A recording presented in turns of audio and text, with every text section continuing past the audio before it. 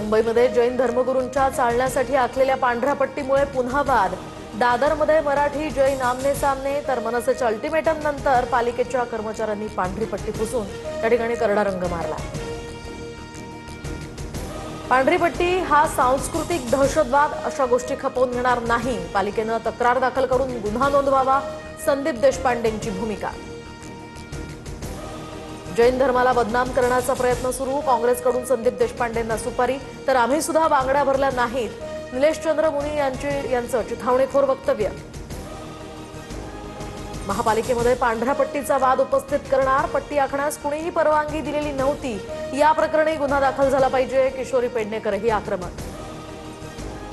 सातारा सांगली विधान परिषद निवडणुकीसंदर्भात महायुतीची बैठक, शिवसेना राष्ट्रवादीचे नेते मात्र अनुपस्थित। मंत्री शंभूराज देसाई आणि मंत्री मकरंद पाटलांच्या गैरहजेरीमुळे महायुतीमध्ये बिघाडीची चिन्ह।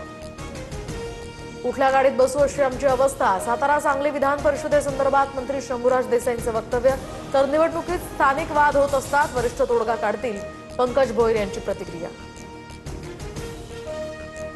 नाशिक पाठोपाठ जळगावातील बंडही शमलं, उपमुख्यमंत्री शिंदेंसोबत भेटीनंतर महायुतीच्या बंडखोर उमेदवार रेश्मा काळेंची माघार, महायुतीच्या उमेदवाराला निवडून आणण्याच्या शिंदेंच्या सूचना। जळगावात भाजपला पाठिंबा दिल्यानंतर मंत्री गुलाबराव पाटलांकडून खंत व्यक्त, आमची बाजू भक्कम असूनही जागा सोडावी लागली, गुलाबराव पाटलांची नाराजी। अजितदादांप्रमाणे एकनाथ शिंदेंचा घात होऊ शकतो, दादा कसे गेले हे सगळ्यांना माहिती, शिवसेनेचे माळशिरस पंचायत समिती सभापती दत्तात्रय मगर यांचं हे मोठं वक्तव्य। रोहित पवारांच्या अन्नत्याग आंदोलनाचा दुसरा दिवस, कर्जमाफीच्या अटी हटेपर्यंत माघार नाही, रोहित पवारांची भूमिका, तर परवापासून नामदेव पायरीजवळ आंदोलनाला बसण्याचाही इशारा।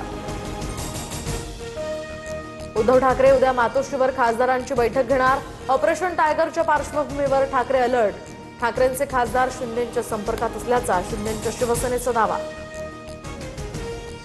ऑपरेशन टायगर करणार म्हणणाऱ्यांचं शहांनी 100 वेळा ऑपरेशन केलं, संजय राऊतांचा शिंदेंच्या शिवसेनेला खोचक टोला, तर शिंदे सांगतील त्या दिवशी ऑपरेशन टायगर पूर्ण होईल, केंद्रीय मंत्री प्रताप जाधवांचा इशारा। लातूरमध्ये ठाकरेंच्या शिवसेनेच्या आढावा बैठकीमध्ये कार्यकर्त्यांचा गोंधळ, शिंदे आणि ठाकरे यांच्या शिवसेनेमध्ये तुलना केल्यामुळे वाद, अंबादास दानवेंच्या मध्यस्थीनं हा वाद मिटला। राष्ट्रवादी काँग्रेसच्या विलिनीकरणासाठी शरद पवारांनी कुणाला प्रस्ताव दिला नाही ना पवारांना कुणाचा प्रस्ताव आला, काँग्रेसचा दावा सुप्रिया सुळेंनी फेटाळला। मुख्यमंत्री फडणवीसांकडून भीमाशंकर मंदिर विकास आराखड्याची पाहणी, प्रशासनाकडून खूप वेगानं आणि चांगलं काम सुरू, मुख्यमंत्री फडणवीसांची माहिती। पंढरपूर मंदिर 2 दिवस दर्शनासाठी बंद राहणार, मूर्तीचं आयुष्यमान वाढवण्यासाठी संरक्षक आवरण देण्यात येणार, तर 23 आणि 24 जूनला दर्शन बंद।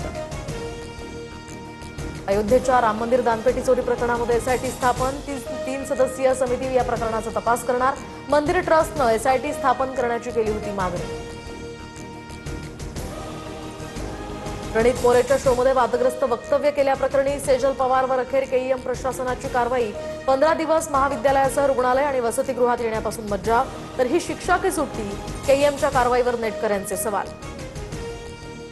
वादग्रस्त स्टँडअप कॉमेडियन प्रणित मोरेचा अखेर माफीनामा, माझी सगळ्यात मोठी चूक होती, मला एक संधी द्या, चांगला माणूस बनून दाखवीन, सोशल मीडियावर व्हिडिओ पोस्ट करत प्रणित मोरेची दिलगिरी। अमरावती वर्ध्यासह हिंगोलीमध्ये जोरदार पावसाच्या सरी, अमरावतीमध्ये रस्त्यावर झाड कोसळल्यामुळे वाहतूक विस्कळीत, तर हिंगोलीच्या कळमनुरीमध्ये नाले ओव्हरफ्लो, रस्त्यावर गटारीचं पाणी। छत्रपती संभाजीनगरच्या फुलंब्रीमध्ये वादळी वाऱ्याचा हाहाकार, भिंत कोसळून बापलेकाचा जागीच मृत्यू, तर 7 वर्षाच्या पुतण्या सुद्धा जखमी, आडगाव खुर्द इथली धक्कादायक घटना। लातूर नांदेड महामार्गावर चाकूरजवळ कार आणि दुचाकी ट्रकचा तिहेरी अपघात, दुचाकीवर 2 आणि कारमधील एका व्यक्तीचा मृत्यू, तर 3 जण गंभीर जखमी, चाकूर शासकीय रुग्णालयात उपचार सुरू।